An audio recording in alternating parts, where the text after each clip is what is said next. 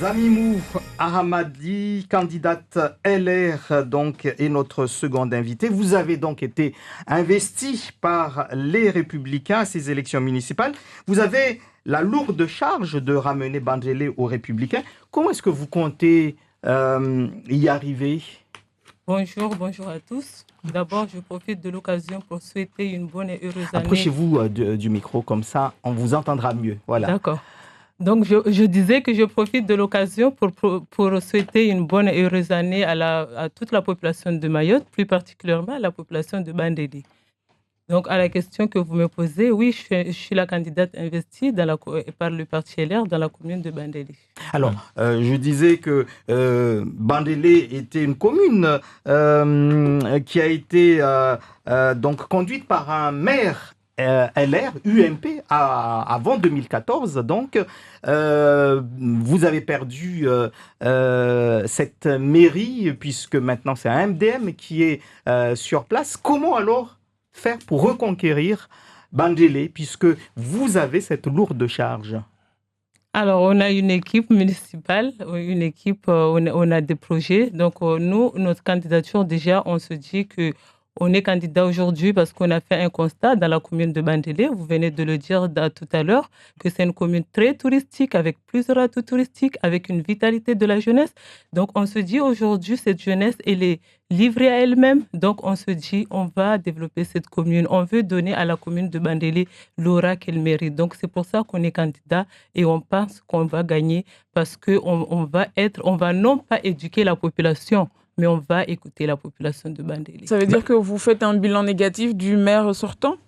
En tout cas, moi, je dis, on va écouter, on va être à l'écoute de la population. Notre but, c'est vraiment de répondre aux besoins de la population de la commune de Bandélé, des habitants, être proche d'eux, être à l'écoute, c'est vraiment ça, et construire des vrais projets, des projets d'envergure. Comme quoi?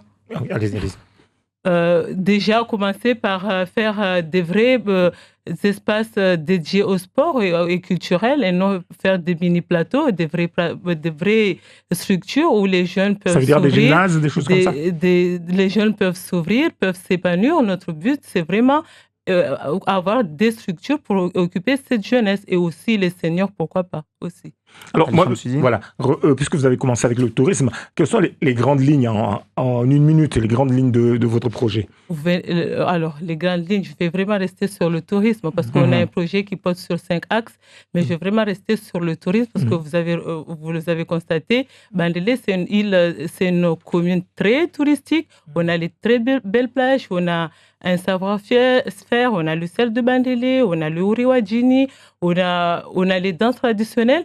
Donc, nous, ce qu'on va commencer déjà dans nos plages, avoir la propreté. Rien que ça, les croisiéristes qui viennent à Mayotte, ils prennent beaucoup de doigts sur la propreté. Avoir le confort minimum dans nos plages, le confort minimum, les sanitaires. C'est ça, commencer par là. Avant de dire, la commune, c'est vrai qu'on a des belles plages, mais si ces atouts touristiques ne sont pas valorisés. Ça veut dire amener des techniciens, des gens pour faire du personnel pour aller nettoyer les plages, à embaucher, c'est cela? Embaucher, non, en fait, notre but, c'est vraiment mettre une politique qui fera que notre commune trouvera l'aura qu'elle mérite. Après, on s'organisera en fonction de...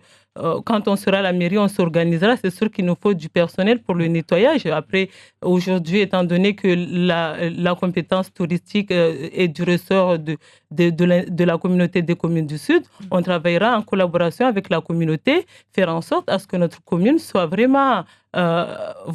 qu'elle trouve l'aura qu'elle mérite. Alors, le MDM et les LR sont souvent au coude à Bandélé. En quoi est-ce que vos politiques sont différentes? En quoi est-ce que vous allez faire la différence, justement, et dire aux gens, votez plutôt pour les LR plutôt que pour le MDM chez vous? Alors, moi, je vais dire déjà, nous, on va être à l'écoute de la population. On va répondre aux vrais besoins de la population. Cette écoute n'a pas existé avant 2014, en tout qui cas, a entraîné votre échec, en tout cas l'échec de l'UMP à l'époque, en 2014.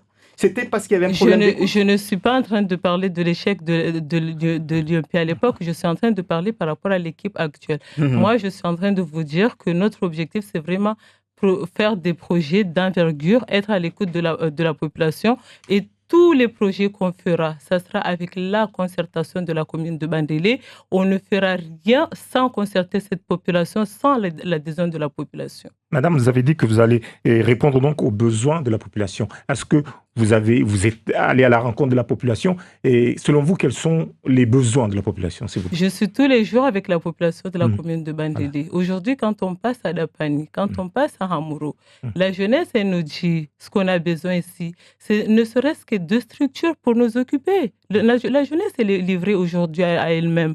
Quand on se promène dans les villages, on voit une jeunesse qui est là, une jeunesse qu'on aurait pu orienter, une jeunesse qui est là, qui est complètement désœuvrée. C'est pour cela que nous, quand on sera élu, on va créer un service veille éducatif pour vraiment être avec cette jeunesse, leur suivre de près pour mieux les orienter. Mais quand vous parlez de structure, c'est quel genre de structure? Est-ce que ce sont des MJC, des maisons de quartier? C'est quel genre de structure et comment animer ces structures-là? Puisqu'on sait, à Mayotte, il y a des MJC partout, il y a des plateaux partout, mais elles tombent en ruine, ces structures, puisqu'elles ne sont pas animées.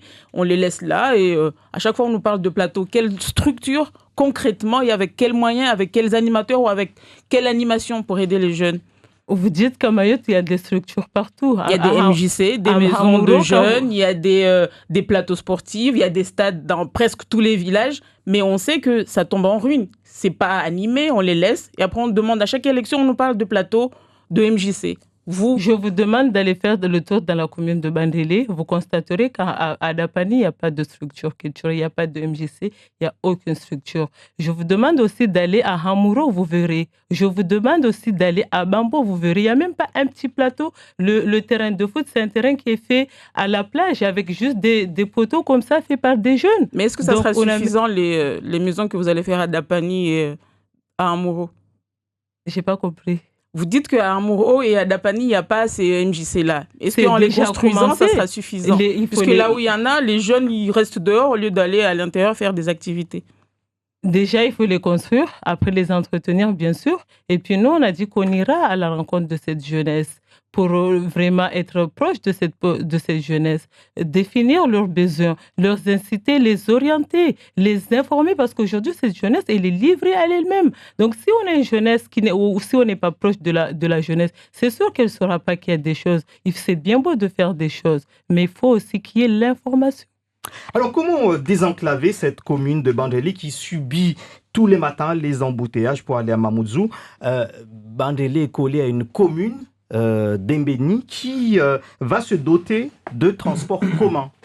Alors, comment désenclaver dans notre projet? Justement, on a prévu de construire en collaboration avec la communauté des communes de Sud, bien sûr, qui a la compétence du développement économique et économique.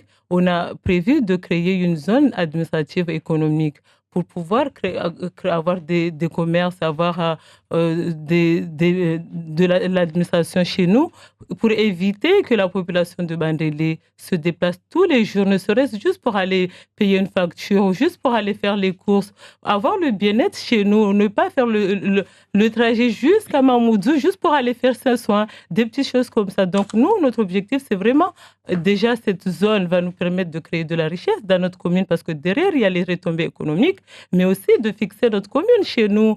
Après, on descendra à Mamoudzou, mais vraiment, en cas de besoin, pour nous, c'est déjà une première solution.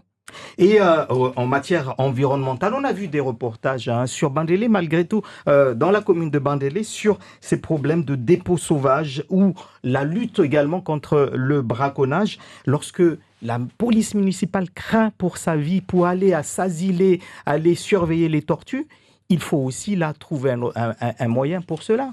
Déjà aujourd'hui, vous l'avez dit dans votre reportage la semaine dernière, on a déjà la communauté des communes de Sud qui a créé la police de l'environnement. C'est déjà un début. On a 3 policiers armés et plus 3 SVP plus 10 animateurs. Donc, c'est déjà un début qui va lutter contre ces genres d'incivilité. Et puis, c'est sûr, nous, quand on arrivera, j'espère qu'on aura vraiment un président qui sera à l'écoute des besoins de la population de Bandélé. On renforcera certainement. Merci à vous d'avoir été l'invité de Zakoli.